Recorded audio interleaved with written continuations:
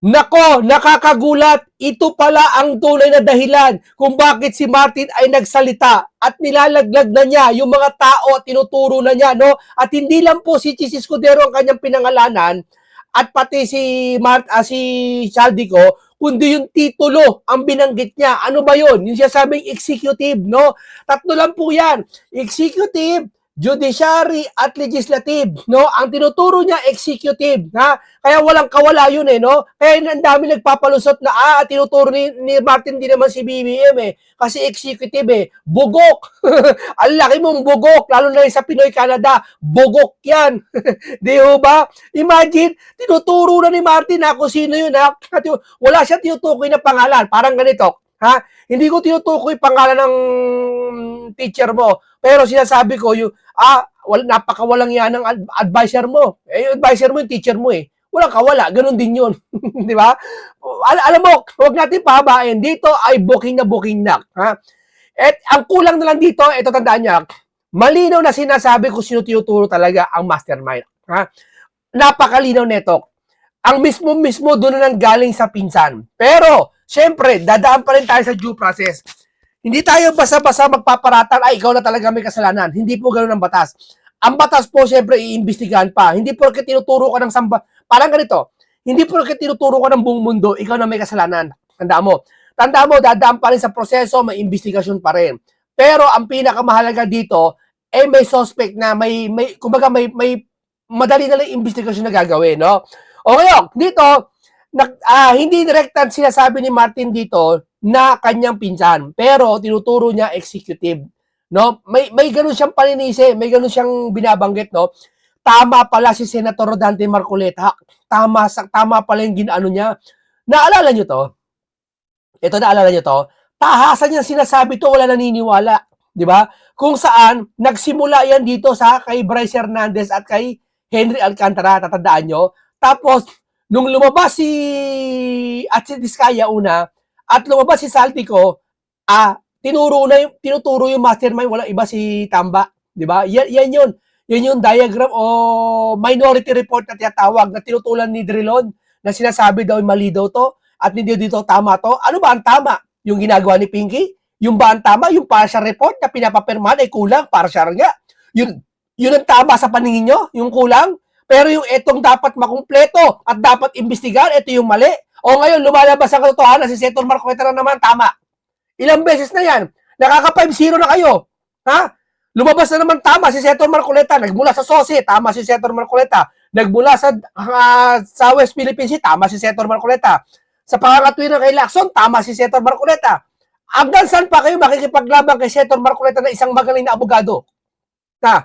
Tama siya Tama sila, Amy Marcos, pati minority report na ginawa. Ito, dapat imbestigahan to. O ano ngayon si Martin?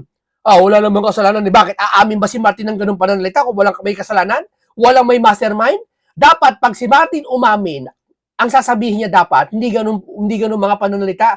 Alam naman natin, napanood natin kahapon, lahat-lahat. I-play niya natin ng konti, bahagya yon. Yung bahagya yon. Ito, i-play niya natin. Nagsalita na po si Romualdez, hindi yan tinatanggi yung pagnanakaw na nangyari sa ating gobyerno, pero ang itinuturo niyang may kasalanan ay si BBM, si Saldico, at si Chis Escudero.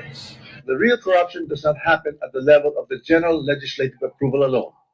It happens at the level of execution of the General Appropriations Act. Corruption of this scale is not a one-man operation.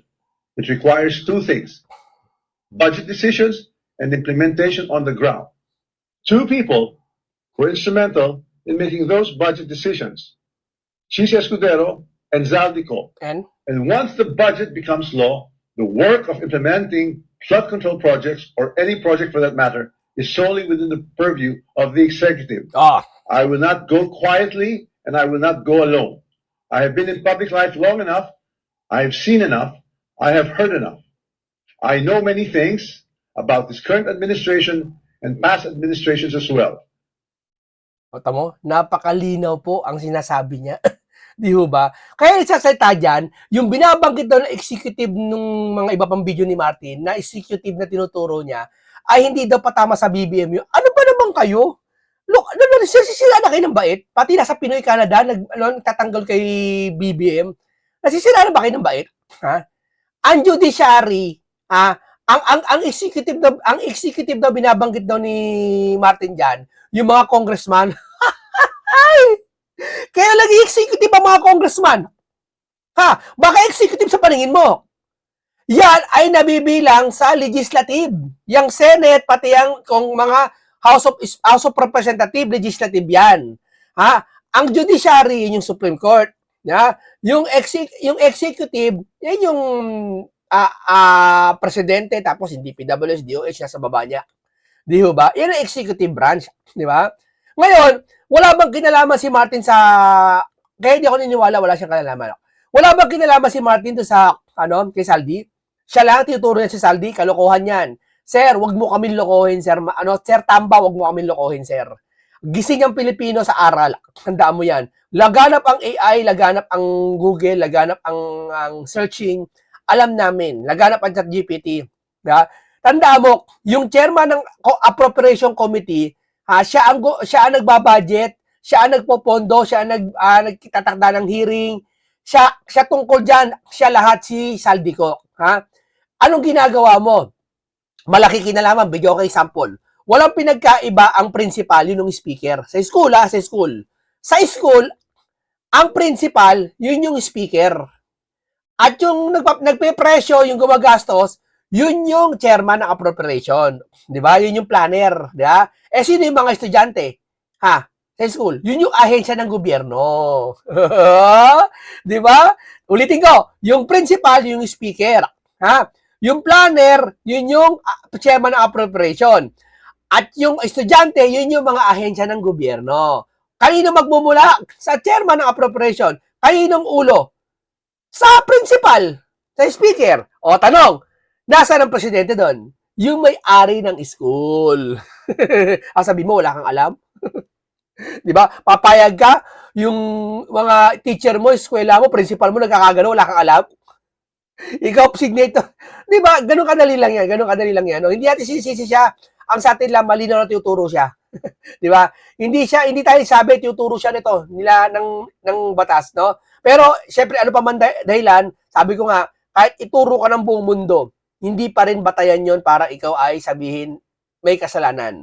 Kailangan talaga, ebidensya talaga, investigasyon, at dapat dito kumilos si Pinky. No? Yun yung sabi natin matagal na, nasa tama si Senator Marcoleta sa kanyang minority report. Ito, hindi si Martin, kundi may ulo.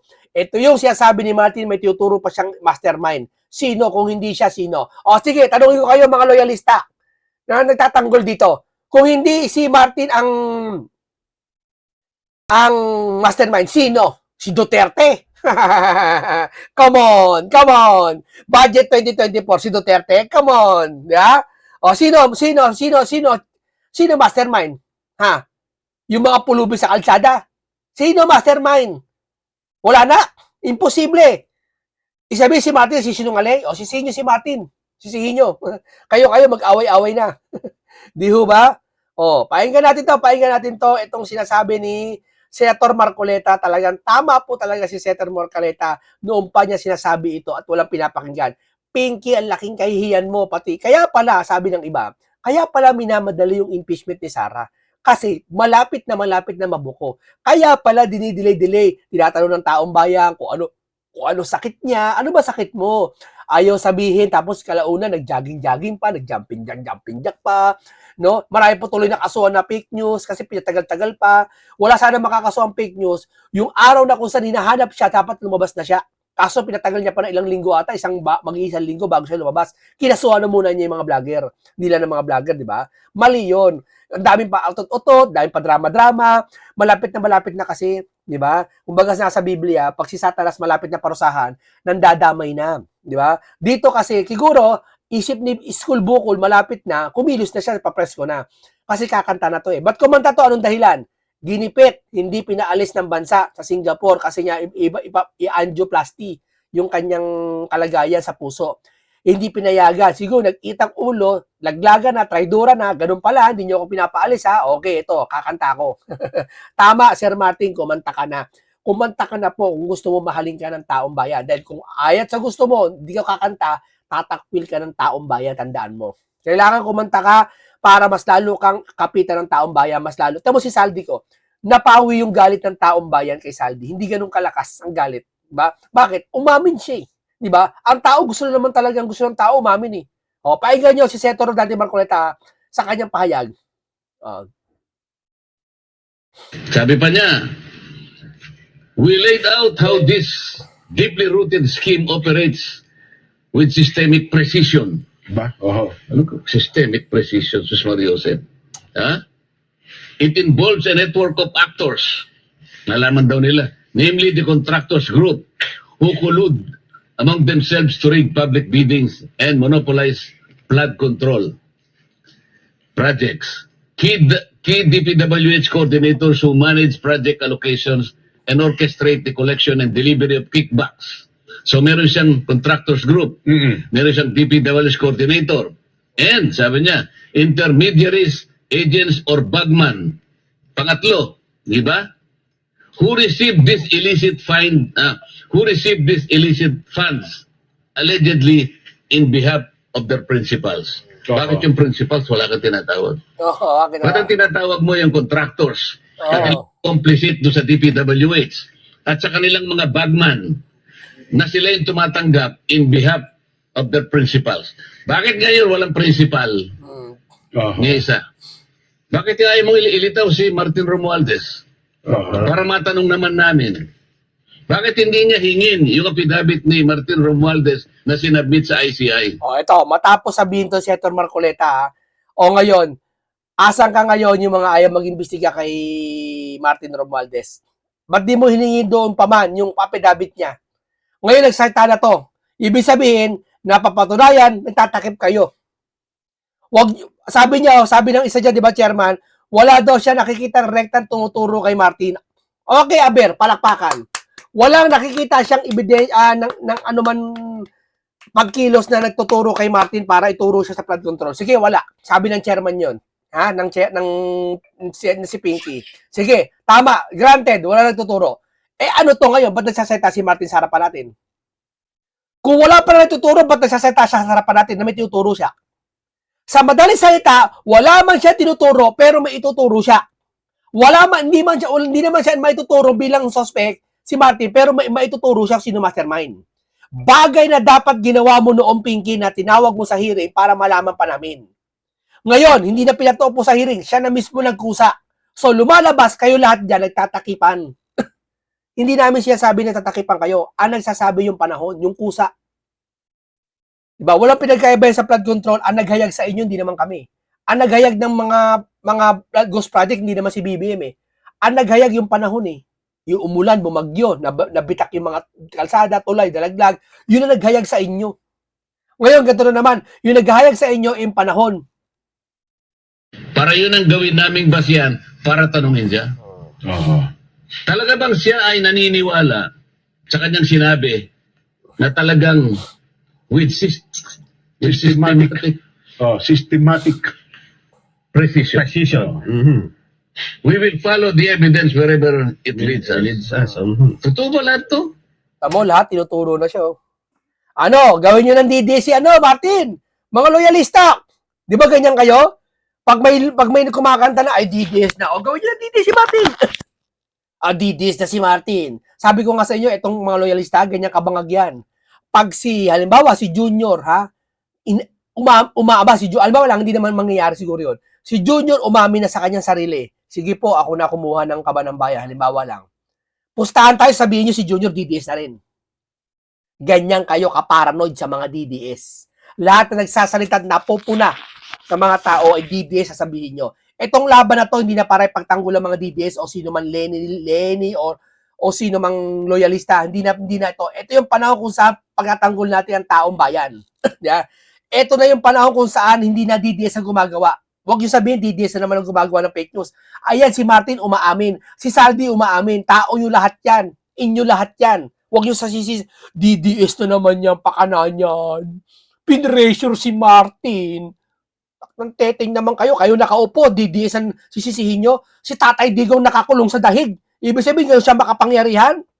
Kung makapangyarihan pala ang Duterte sa ganung kapangyarihan, di gusto namin, 2028 siya manalo presidente.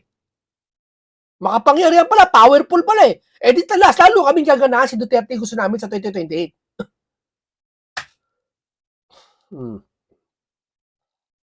Oh. Sino-sino ba yung mga makakasuhan na malalaking isda? Hayaan mo na to. Hayaan mo na to.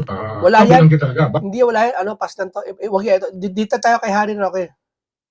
Dito tayo kay Harry Roque. Yan. Yan. Nasingit lang yan si, ano, si, pangalan nun? Pangalan ng gorilla na yun? Pangalan ng gorilla na yun? Ay, magandang araw po uli sa inyong lahat. Alam ko, kakatapos lang ng aking spokes hour kanina lamang ng mga alas 7 dyan sa Pilipinas. Pero syempre, merong breaking news at kinakailangan tayo'y magkomentaryo. Pero bago tayo magkomentaryo doon sa video ni Martin Romualdez na tinatakot ang lahat na kapag siya ay bumagsak, dadalhin niya lahat sa impyerno, ano bang mga pangyayari ngayon na lumalabas na dahilan kung bakit ganyan ang sinasabi ngayon ni Tambaluslos? Well, para sa inyong kaalaman, mainit na balita pa, kakasampa lang po na kaso para sa plunder laban kay Martin Romualdez sa Sandigan Bayan. At ito nga po ay narapol sa 7th Division. Ito po ay matapos tanggihan ng Office of the Ombudsman na bigyan ng permiso itong si Tambaluslos na bumiyahe sa Singapore dahil kinakailangan daw siya mag-follow up ng kanyang angioplasty sa Singapore. Alam niyo naman yung angioplasty, may ganyan din ako, hindi naman kinakailangan mag-Singapore, no? Yung misis ko may ibang karamdaman, kaya kinakailangan mag-Singapore. Pero angioplasty, kayang-kaya na yan sa Pilipinas. Kaya naman talagang kaduda-duda talaga ang dahilan ni Tambaluslos na gusto pa niya pumunta ng Singapore. Pero importante po itong dalawang bagay nito para maintindihan kung bakit nag-record ng ganyang video recording si Tambaluslos. Ang lumalabas po ngayon, ang ombudsman, sinampahan na siya ng kaso na plunder, non-bailable dahil nga po sa flood control scam. At dahil dito, ang video ngayon ni Martin Romualdez ay parang babala sa lahat. Alam ko ang sikreto ng administrasyon nito. Kung ako'y babagsak, hindi ako babagsak ng tahimik, hindi ako babagsak ng mag-isa. O, tingnan mo. Alam mo, ito kung wala talagang tinatago, ba't magsasalita si Martin ng ganito? Sige nga. Ano to? Invento lang niya. Eh di naninira si Martin. Eh sisihin si Martin, naninira pala yung ano nyo eh. Yung pangalawang Panginoon nyo eh. Di ba? Ibig sabihin siya, pag ang tao walang kasalanan sa isa't isa, ang sasabihin ni Martin, ba't nyo ako sinisisi? Wala akong kinalaman dyan. Yun lang. Ay hindi, sabi niya magsisiwalat ako. Oh, may pananakot siyang ginagawa. Ibig sabihin, meron siyang alam. Hindi siya basta-basta nananakot lang. May alitan, may pwede siyang ipalit na kwento na paninira sa kanya. Na yun ang paniniwala niya eh. Yeah. Kaya naman, ang katotohanan mga kaibigan, no, may nagpadala sa akin na hindi ko alam kung sino ng video na yan. Ibig sabihin, kabahagi yan ng PR, public relations. Ang gusto nung nagpadala sa akin, i-play ko sa aking Facebook. Pero nang pinakinggan ko kung ano yung pinadala sa akin, sabi ko, abay, itong si Martin Romualdez, pagkatapos magnakaw at ngayon, lidalaglag ng kanyang pinsan, abay, gusto maging hero. Alam mo, ito nakakapagtaka. Kaya kumanta yan si Martin. Anong dahilan ng kumanta? Kaya pala kumanta yan. Dahil hindi pinaalis yan ng ombudsman na si Boying. Na mag-angioplasty dun sa Singapore, papagaling. Siyempre, tama naman talaga si Boying. Sabi niya, baka hindi na bumalik. Pero huwag tayong maniniwala basta-basta baka drama lahat yan. Huwag tayong maniniwala. Ang gawin natin, obligahin natin sila, lahat sila ay kailangan humarap sa malaking investigasyon ng mangyayari. At yan magagawa isa sa mga kasangkapan si Pinky. Kaya hoy Pinky, umayos ka. Seryoso na ang usapan na to. Ikaw, wala ka pa rin ginagawa diyan. Ha? Sumigway ka na. Ha, tingin nyo, mag-iba to na matandang yan. Mag-iba to na matandang yan. Tingnan mo. Bili mo kumanta na lahat. Ano ba dapat hingiin sa inyo? Kulang na lang yung maleta magsabi, ako, nakita ko. Lahat kumanta na eh. Naknantete naman kayo. Magtanggol mo pa. Sige. Well, sa loob ko po, imposible po siyang maging hero. Kasi napakataas po na kanyang rangko, pinsan pa siya ng presidente para sabihin niya na hindi siya nagkasala dito sa flood control scam at sa iba pang mga kababalaghan na nangyari sa ating pangtao ng budget. So ang ginagawa po ni Martin Romualdez talagang isang pagbanta. Kapag ako linaglag ninyo, ilalaglag ko kayong lahat. Ibig sabihin, naglalaglag na ang mga magnanakaw. At kaya naman hindi ko po pinilay yung video ni Martin Romualdez kasi ayaw ko maging bahagi ng awayang magnanakaw. Darating at darating naman talaga mga punto, kayong mga magnanakaw, magbabakbakan. Dahil kayo, gusto ninyo, hindi kayo papasok ng kulungan, samantalang ang katotohanan yan, hindi po pwede na papasok lamang sa kulungan ang Marcos Bangag. Talagang kasama niya yung pinsan niya. Dahil in the first place, kaya naman na-control ng mga bangag ang Malacanang, ang Kamara de Representante, dahil doon sa pag-uutos na rin ng bangag na gawing speaker. Hoy, yung mga ibang ibang loyalistang vlogger nabasa ko nagpo-post na. Alam mo siya sabi? Ayoko magbanggit kung sino. Alam niyo na yung sino yun. Sabi niya sa post niya, mga kaloyalista ko, mga ka-BBM ko, mamili na kayo kung sino kakampiyan nyo. Si Martin ba o si BBM? Namili yung mga nasa comment section. May nagsasabi, BBM ako. Isa naman, Romualdez. Ayan na. Nagkakawatak-watak na kayo. Inaasar nyo DDS. Ang DDS hindi nagkakawatak-watak. Kayo, nagkakawatak-watak na kayo. Yeah? At saka, yung mga testigo laban dyan sa anomalyang flood control, mga opisyal ng Pilipinas. Yung tumitistigo kay Sara, kriminal, kidnapping ang kaso. Kayo, ang tumitistigo laban sa inyo, yung mga congressman, kayo nagtitistigo, nagkakanta sa isa't isa. Mabibigat yan, no? May nawala pa si Cabral. Di ba? May nagbuwis pa ng buhay. Kayo nagtuturoan na. Samantalang si Sara, si Madriaga lang ang tuturo sa kanya. Itong si Martin Romualdez. Ikaw naman, Martin, wag mong sabihin naman na sunod-sunuran ka. Pwede ba? Sa dami ng iyong kayamanan, wag mo namang sabihin na napakagaling mo sa negosyo. Magkasama lang tayo sa UP College of Law. Alam ko, marami nang nanakaw ang tatay mo, pero imposible rin na yung mga kayamanan mo ngayon dahil sa kagalingan mo sa negosyo. Pare-pareho tayo magkakakilala, pare-pareho naman tayo maka-eskwela sa UP College of Law. Wala ka namang napakatinding talento para maging negosyante, maging ganyan kang kayaman na ang balita ko, 6-6 na ngayon ang bahay mo sa Forbes Park. Bukod pa doon sa namana mo na 1 hektarya dyan sa ama mo na alam naman natin ay nagdakaw din sa Kaban ng Bayan. So, ibig sabihin, hindi po nagpapahiro yung Martin Romualdez na yan. Nagbabantayan na kapag ako'y linaglag ninyo, dadaling ko kayong lahat sa impyerno. Mabigat yung saita na yun. Mabigat yun. Pues, anong sagot ko sa iyo, Martin? Dalin mo na silang lahat sa impyerno. That's where you all belong. Hindi po pwede. Matindi, pag sinabi mo dadalhin ka sa impyerno, matinding galit na yun. Tanding galit na yun na ang lumalabas, akala ko ba wala tayong laglagan? Parang gano'n. Ba't tayo naglalaglagan tayo? Na ikaw, kikilalaning hero. Imposible! Sama na ugali ng Ang sama na ugali ng mastermind, no? Kita niyo ugali? Ang sama na ugali, no? Hindi nagbabanggit ng Diyos. Walang malasakit sa Pilipino. Magsalita ay putol-putol. Walang ganang magsalita. Hindi mo maramdaman yung pamamalasakit. Tapos ito pag ginagawa sa mga kaalyado niya. Ang sama na ugali, no? Grabe, no? Kayo na umasgaw kung sino yun. Grabe sama na ugali niyan. Dahil sa totoo lang, ikaw ay kinikilala Diri mo sambayan ng Pilipino, karamihan, majority galit sa kanya. Ang sama talaga ng ugali. ng mga Tapos yung mga gabinete, naghihiwalayan, nagbababaan, nag-aaway-away, masama ugali yung uno. Pag ang puno masama, ang bunga masama, tandaan mo. pinsan mong bangag na ikaw talaga yung financier ng eleksyon. Ilang beses ko narinig yan sa bibig mismo ng mag-asawa na talaga ang laki na utang na loob nila sa iyo dahil yung kalang gasto sa eleksyon, ikaw palagi sumasagot. So tama, dali mo sila sa impyerno. Siguro, pag ikaw ay talagang kinaladkad mo sila sa impyerno, baka mapatawad ka pa ng taong bayan.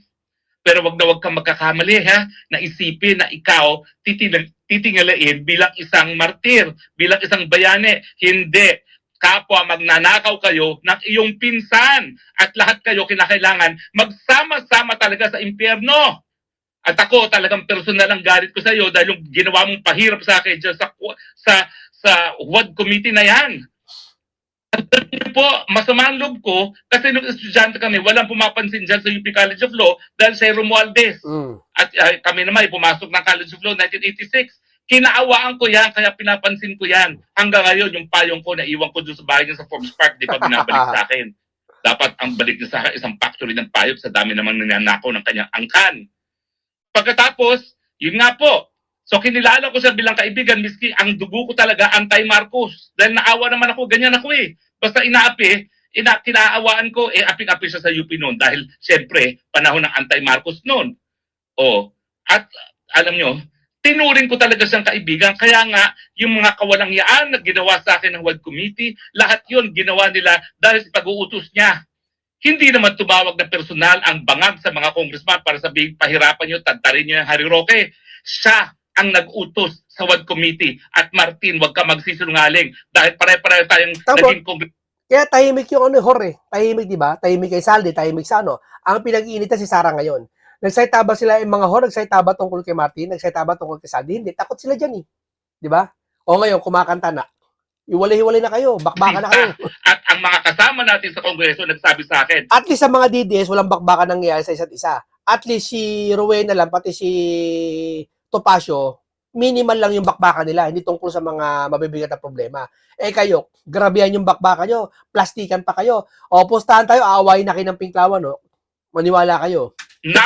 Magkakabulgaran eh. walang yamo, wala kang utang na loob, maubos ka ngayon, masunog ka ngayon sa impyerno, and I will have no pity for you. That's what you deserve. Malitsong ka dyan kasama ng iyong pinsan, kasama iyong buong angkan. Grabe, gayet na Kung gayet. meron pa kang lugar na mas matindi pa sa impyerno, doon ka dapat pumunta. At wag kang mag-iisip na titingilain ka namin bilang bayani. Pweh! Goodbye, good riddance. Magsama-sama kayong mga magnanakaw na angkan. Pasensya na po kayo. Kinailangan ko lang ilabas ang busit ko sa Martin Romualdez na yan. Pasensya na po. Pero magpapalamig na po ako ng ulo. Salamat po sa inyong pagtangkilik, sa inyong patuloy na tiwala. Ilang tulog na lang po. Tapos na ang bangungot nitong Marcos administration. Ito po ang inyong spoksang bayan, Harry Roque, nagsasabi, I love the Philippines. Okay, maraming salamat po sa inyo. Talagang nalaman natin ang dahilan. Isa sa mga posibleng dahilan kung ba't kumanta to, nagipit na. Tama na, nagipit na ako. Angioplasty, hindi ako pinayagan umalis. Baka kinalaban na siya, kumbaga. Kinakalos na siya. Nasa kanya na ang plunder, kakasuhan ka, no bail yun. Di ba? Ay, laglagan na to. Ikukulong nyo na ako eh. Ikakahon nyo na ako eh. Laglagan na to. Di ba? Yun lang yun. Tama, Martin. Martin, pakiusap ko sa'yo. Kung gusto mo, bumango ka sa taong bayan, mahalin ka ng taong bayan. Ang dami na sasabi, kahit papaano mabait ka daw.